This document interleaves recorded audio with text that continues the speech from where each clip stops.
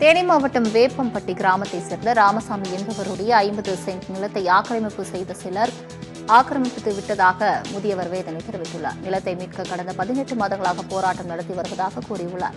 நிலத்தை மீட்க தான் காத்திருக்கலாம், ஆனால் தனது இறப்புக்கு யமதர்மராஜா காத்திருக்க மாட்டார் என்று முதியவர் கூறுவது வீடியோவில் பதிவாகியுள்ளது.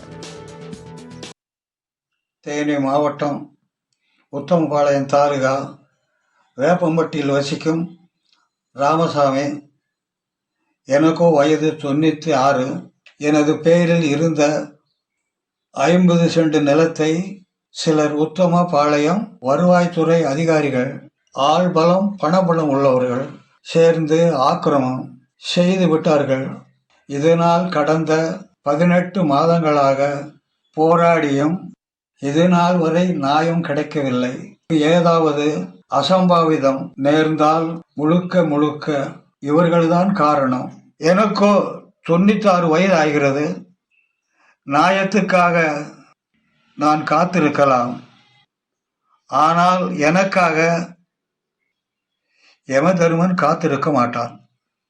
எனது நிலம்